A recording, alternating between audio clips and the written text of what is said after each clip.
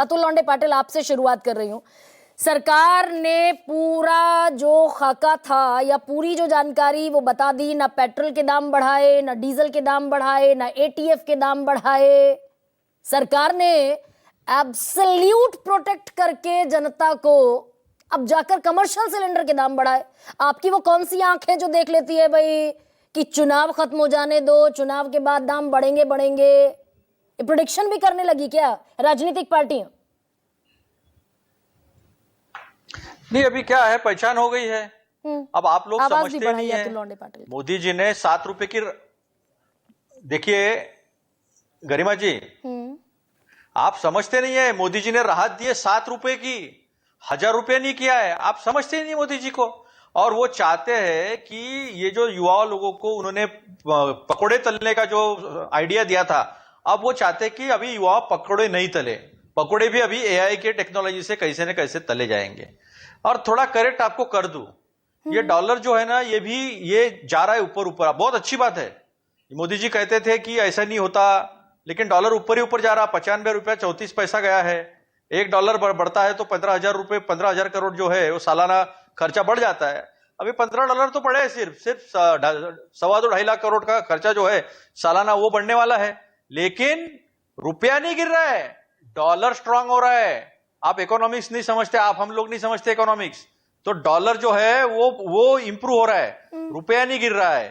तो ये सारी चीजें इंडियन इकोनॉमी के लिए अच्छी है। और थोड़ा सा आपको कुछ करेक्शन करना चाहूंगा।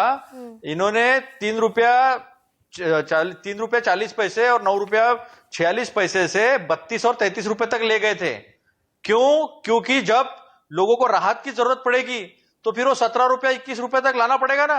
नहीं, ऐसा करके उन्होंने राहत भी दी है। पाटिल, एक बात तो ठीक कह रहे हैं हरदीप सिंह पुरी, और वो ये कह रहे हैं कि 80% लोग, बल्कि 90% तो रिटेल का पेट्रोल और डीजल से प्रभावित होते हैं, रिटेल दाम से।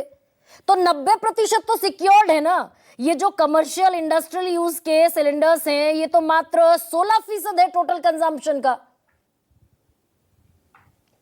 आप सोच ही नहीं समझ रहे गरिमा जी। जो रास्ते पर या भरी दोपहर में यहाँ पर इतना सुपर अल्निनो है, वो कंक्रीटिंग और जो पेड़ वगैरह काटे उससे थोड़ी धूप है, वो तो नेचुरल धूप आई है। बहुत ज्यादा धूप है तो वो लोग ज्यादा सस्ता मिलेगा सिलेंडर तो रास्ते पे रेडी लगाएंगे, होटल में काम करेंगे भरी दोपहर में, तबीयत खराब हो सकती है। लोग बाहर निकलना नहीं चाहिए, इसलिए पेट्रोल के भी दाम बढ़ेंगे ना। आप चिंता मत करो, 8-10 दिन 15 दिन रुको, पेट्रोल के भी दाम बढ़ेंगे। क्यों? लोगों के हित में बढ़ेंगे। नहीं चाहते वो कि लोग धूप में बाहर निकले। हमारे नागपुर में तो 46-47 जा रहा है टेम्परेचर। तो सरकार की सोच लोगों के हित में है। नहीं, आज आप पेट्रोल भी जाएगा, आप चिंता मत कीजिए, हम कोई कटाक्ष करने की कोई किताब पढ़कर आए हैं क्या अतुल लोंढे पाटिल? आइए ना आंकड़ों पर। चलिए ठीक है, आपने इनडायरेक्टली जो कटाक्ष करना था, ये 16% इंडस्ट्रियल इस्तेमाल है, इंडस्ट्रीज में इस्तेमाल है इसका, कमर्शियल सिलेंडर का। पेट्रोल के दाम नहीं बढ़ रहे, डीजल के दाम नहीं बढ़ रहे, एटीएफ का दाम नहीं बढ़ा। इस पर शुक्रगुजार होना चाहिए सरकार का कि $124-26 पर बैरल चला गया क्रूड ऑयल, उसके बावजूद पेट्रोल स्टेगनेंट है और डीजल स्टेगनेंट है।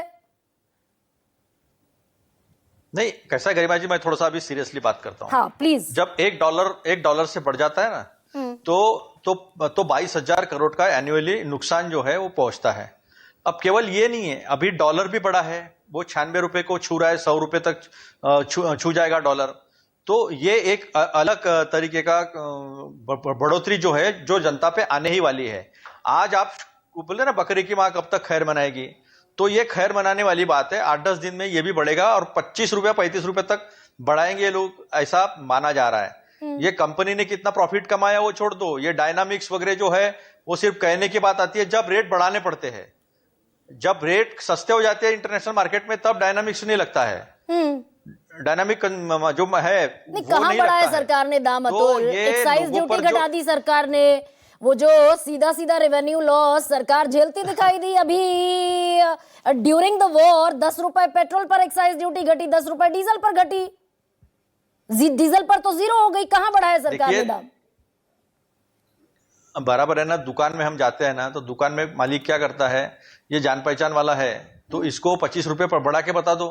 अभी हम लोग का, पॉलिटिशियन लोगों का डॉक्टर्स पे प्रेशर होता है। डॉक्टर को अगर फोन कर दिया कि ये पेशेंट हमारा है, तो डॉक्टर क्या करता है, उसका बिल पहले 25% बढ़ा के बता देता है, फिर कहता है देखो अतुल भाई आपका फोन आया था, मैंने 25% कम कर दिया। तो ये 32-33 रुपए तक तो इन्होंने बढ़ा दी थी एक्साइज ड्यूटी। 1 रुपया इंफ्रास्ट्रक्चर सेस था, उसको 18 रुपए तक बढ़ा दिया। 2020 के बजट में इन्होंने इंफ्रास्ट्रक्चर सेस और एग्रीकल्चर इंफ्रास्ट्रक्चर सेस जो 2 रुपया 4.5 रुपया बढ़ा दिया था।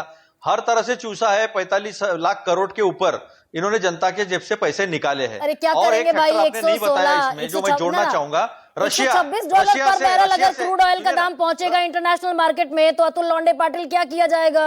दाम बढ़ेंगे कि नहीं बढ़ेंगे? नेचुरल फिनोमेना है। 50 लाख करोड़ आप पहले कमा चुके, 50 लाख करोड़ पहले कमा चुके हो। रशिया से जो $30 सस्ता आपको डिस्काउंट में जो ऑयल मिलता था, वो ऑयल जो है आपके दोस्त ने काफी खरीदा है, उन्होंने फायदा कमाया, सरकार ने फायदा कमाया। 50 लाख करोड़ का डेटा कहां से ले आया? तो जब इतना पैसा कमाया है भाई, अब 10 साल का निकालो आप। हाँ, नहीं मैं तो निकाल कर बैठी हुई हूँ।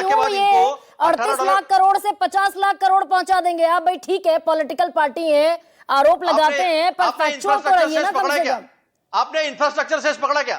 आपने इंफ्रास्ट्रक्चर सेस पकड़ा है, एक्साइज के साथ बाद में सेस बढ़ाया जो नॉन डिविजिबल होता है, जो राज्य सरकारों को जाता नहीं है।